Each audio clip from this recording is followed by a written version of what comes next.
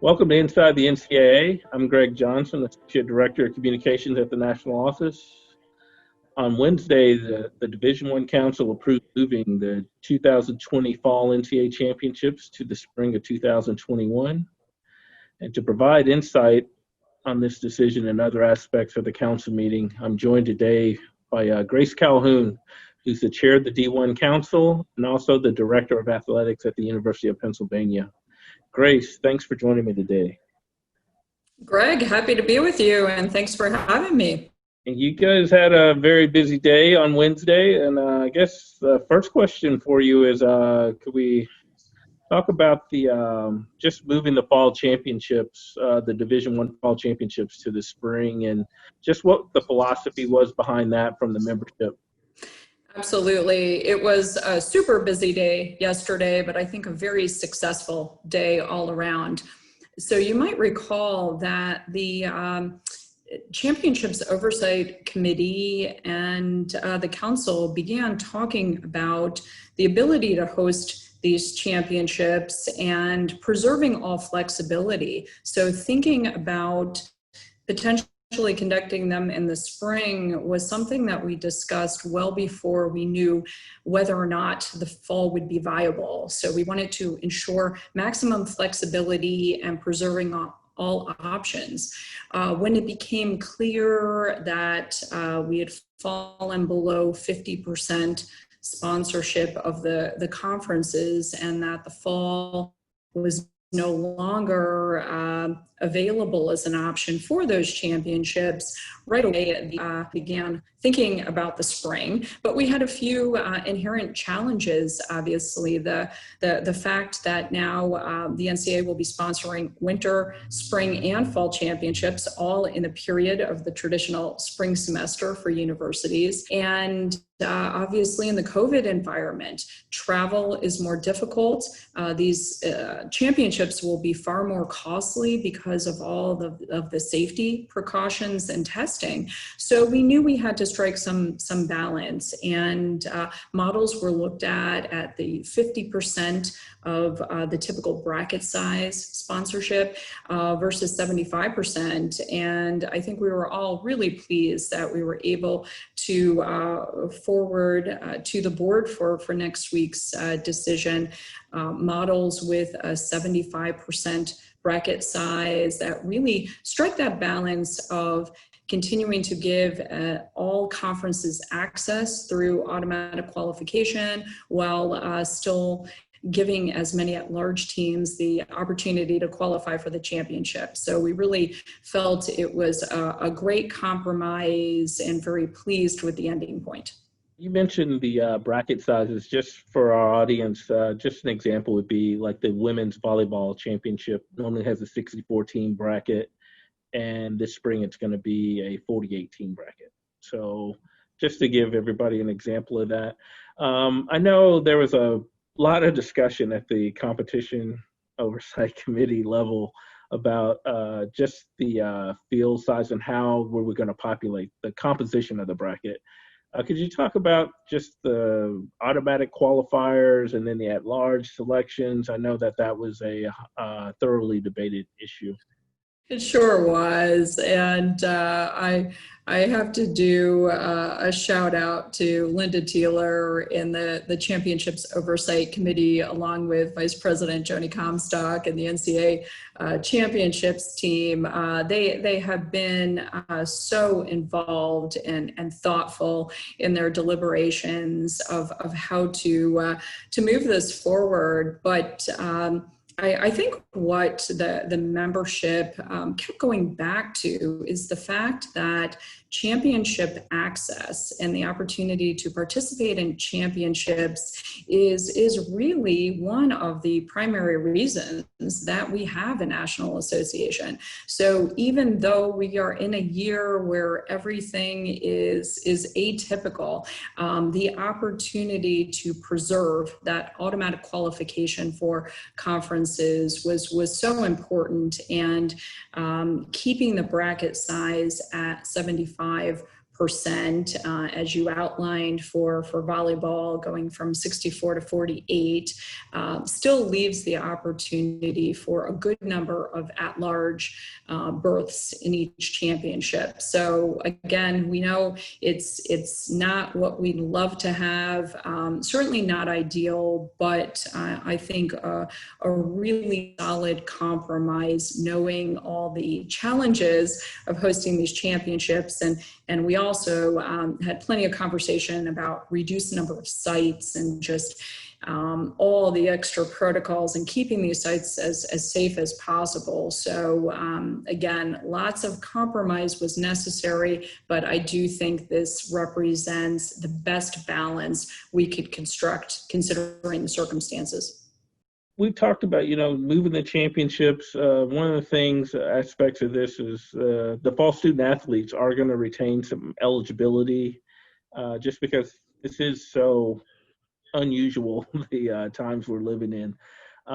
Could you just elaborate a little more on just the importance of why we're having these championships move to the spring and just not say, okay, let's just call it a wash and then we're going to just move on, and just why we're having these? Well, we have started every conversation talking about flexibility, adaptability, just how we help every institution make decisions that are in the best interest of campus and their student athletes. And while we're pleased to have proposals now in front of the board of directors for next week with these fall championships moving to the spring, we still understand and fully anticipate that the majority of student athletes are going to stay on their typical academic plan. They, even though it's fully flexible and they can get the season of eligibility back, the majority won't do that. They'll continue with their academic program and graduate in 4 years and go off to their careers. So giving the best opportunity we can in the here and now, while also preserving the opportunity for those who might believe that a gap year or some time away is best for them, or maybe continuing to practice but not competing this year. So it really goes back to that underlying belief that we have to provide maximum flexibility to allow all institutions, all programs, but most importantly, all student athletes to make decisions that they feel are in their best interest. Hey, obviously, one of the most popular sports that we have is basketball. Everybody was very excited to see for Division I men's and women's basketball that the start date for first game will be November 25th. Could you just talk a little bit about that decision and why we pushed the date back from the original November 10th to 15 days later, November 25th? So we started on Monday of this week with a 2-hour call with all of the NCAA council reps and all 32 commissioners.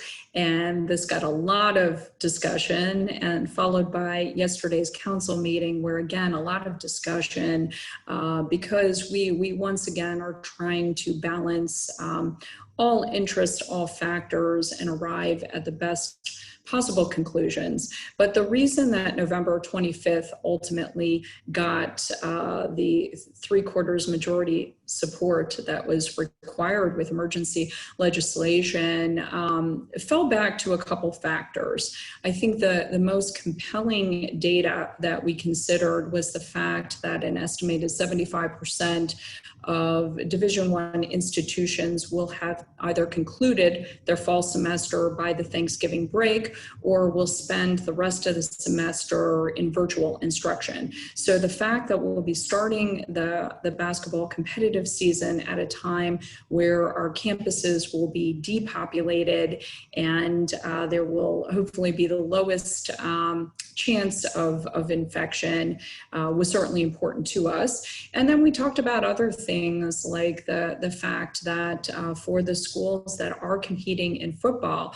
We've always said that hosting a home football game and a home basketball game on the same day is a lot in normal circumstances, but really just thought to be extremely problematic in the COVID environment. So we've taken it off of that Saturday potentially is the start. And again, it was just a look at how we balance as many interests as possible. Testing is expected to be increasingly prevalent as the semester goes by.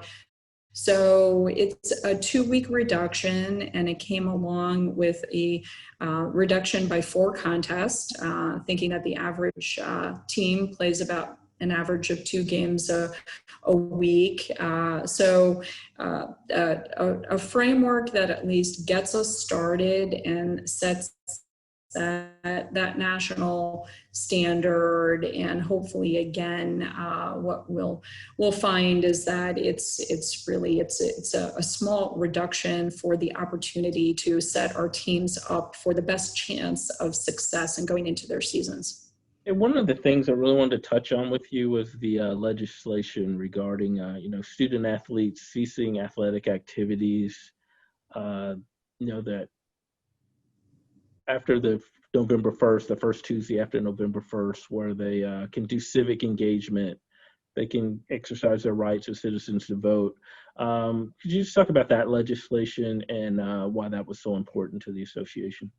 Well, I am so proud of our student athletes, not just locally, but when we look at the national SAAC and the tremendous leadership, this has been an initiative that's certainly been something that has been promoted heavily from the weeks following all of the social, racial unrest, and the fact that they put it forward not just as a one-time, let's take election day off this year and ensure we maximize the vote and getting our young people out and active, but that it will stay a day off in perpetuity. So it's not just focused on getting out to the polls and exercising their right to vote, but the opportunity to be civically engaged and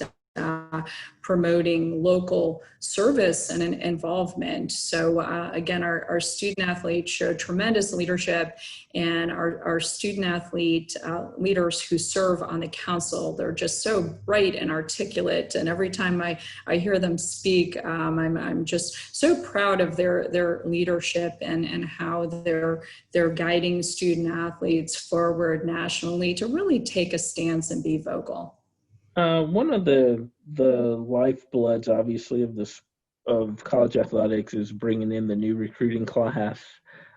This COVID-19 pandemic has just wreaked havoc with that aspect of college sports. The council voted yesterday to extend the recruiting dead period, where there's no in-person contact between the coaches and the prospective athletes through January 1. Can you just talk about those decisions and just why we reached that conclusion?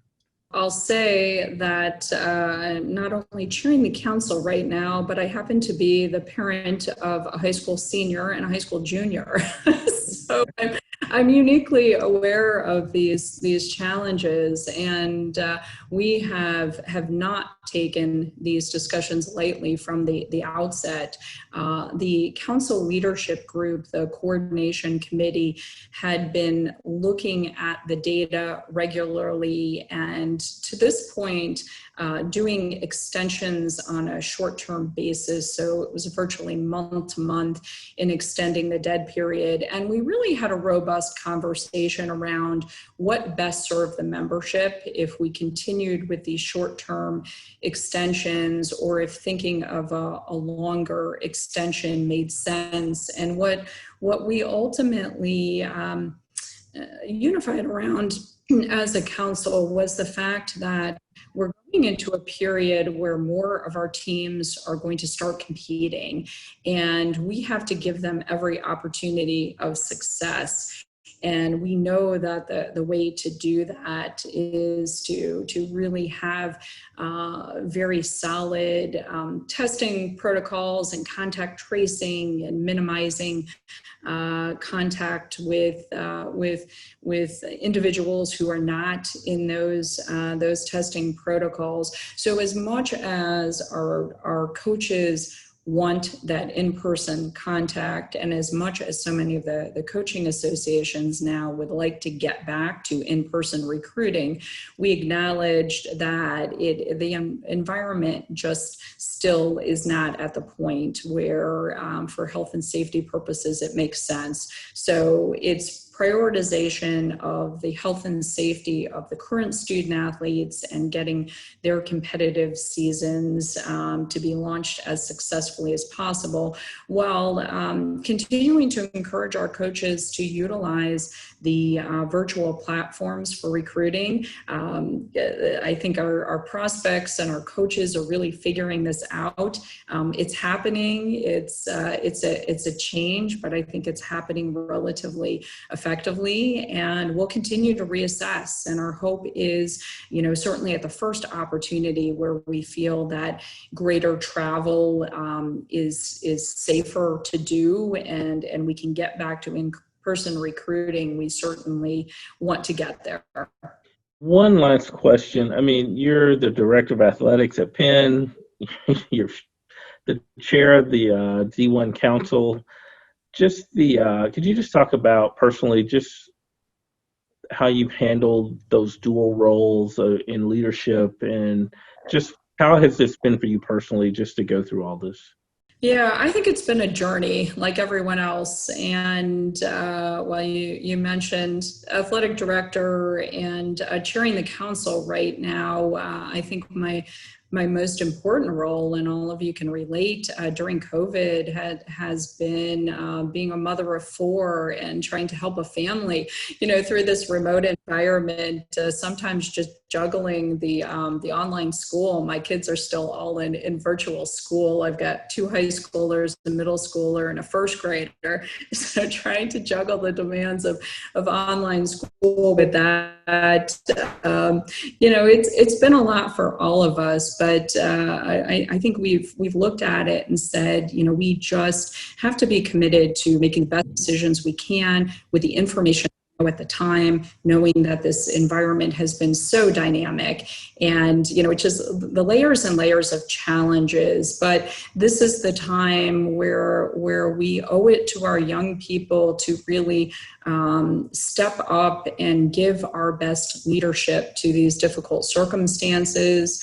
I am blessed to have a job that I absolutely adore, and I'm blessed to be in a role with this NCAA Council where I'm working with these amazing colleagues around the country, and we're all passionately working in support of trying to get a return to sports, and getting these opportunities to be as full and meaningful as possible, with all these layers of extra precautions, and knowing that things won't be normal for some time, but it's absolutely a labor of love, and I really have so enjoyed it because of the ability to work with colleagues toward these shared goals of giving our young people the experiences that we know holistically develop them and make their college education so rich. Well, Grace, good luck to you and your family. Want to thank you again for taking out the time to join us today. You've provided a lot of insight into the decision-making process of the NCAA. For Inside the NCAA, I'm Greg Johnson, and thanks for tuning in, everybody.